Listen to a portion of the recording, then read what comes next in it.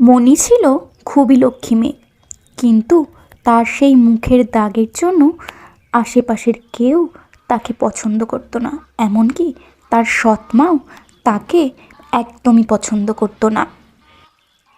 যাই, অনেকটা বেলা হয়ে গেছে, মা না হলে এবার খুবই রাগ করবে।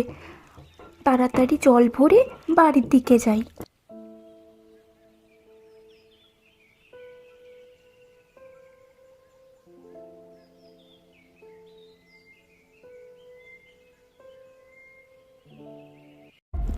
তা মহারানী, এতক্ষণ ধরে বুঝি চান করছিলে?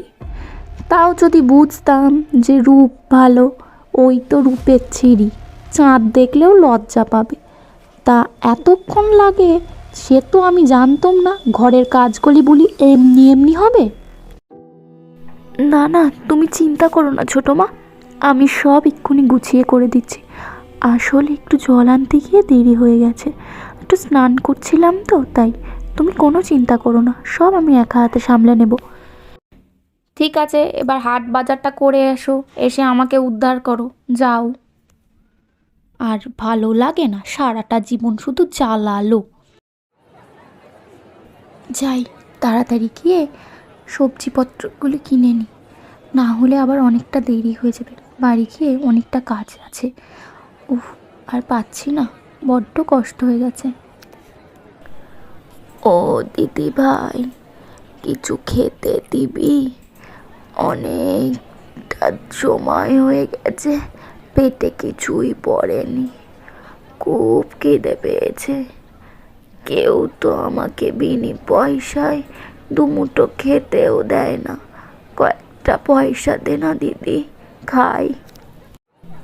ও ঠাকুমা, আমার কাছে তো পয়সা নেই গো, তবে আমার ছোটো মা আমাকে বাজার করার জন্য কিছু পয়সা দিয়েছে, আমি ওটাই তোমাকে দিচ্ছি। তুমি ওই দুটো পয়সা দিয়েই খেয়ে নাও না হয়। তোর মা যদি বকে তখন কি হবে দিদি?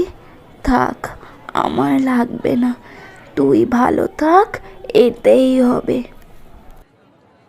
এ আর নতুন কি, এ তো আমি প্রত্যেক দিনই মার খাই গো ঠাকুমা।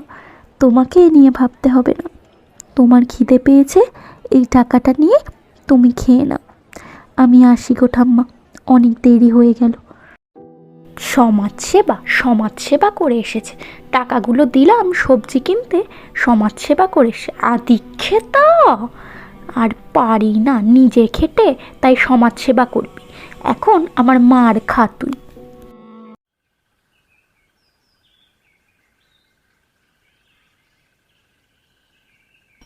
একদিন মণি ঘাটে বাসন মাজতে গেছিল, তখন পুকুর থেকে কোথা থেকে একটি আয়না ভেসে ভেসে তার পায়ের সামনে আসলো।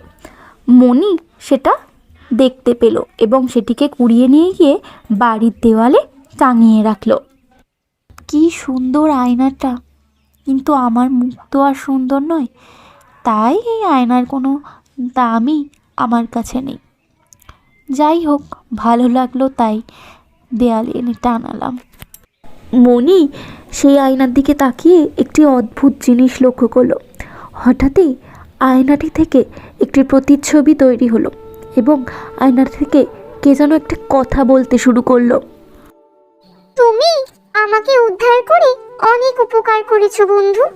আমি একটি জাদুকরের জাদু আয়না। জাদুকর যখন নৌকা নিয়ে পার হচ্ছিল, তার পুটুলি থেকে আমি পড়ে যাই আর ভাসতে ভাসতে তোমার কাছে চলে এসেছি। তুমি আমাকে উদ্ধার করে নতুন জীবন দান করেছো, তাই তোমার মুখের সমস্ত দাগ আমি নিমেষে মিটিয়ে দেব। সেই জাদুই আয়না থেকে তার জাদুর শক্তির দ্বারা মণির মুখের সমস্ত দাগ মিটিয়ে দিল আর মণিকে আগের থেকে আরও সুন্দরী বানিয়ে দিল। বাহ জাদু আয়না, আমার মুখের সমস্ত দাগ মিটে গেছে তোমার জন্য, আর আমাকে কেউ খারাপ বলতে পারবে না।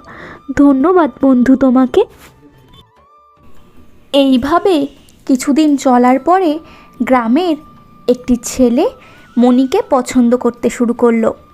আর সেটি সেই ছেলেটির পরিবার থেকেও জানতো। কিন্তু এই যে পছন্দের কথা মণির সৎমন কিছুতেই মেনে নিতে পারল না।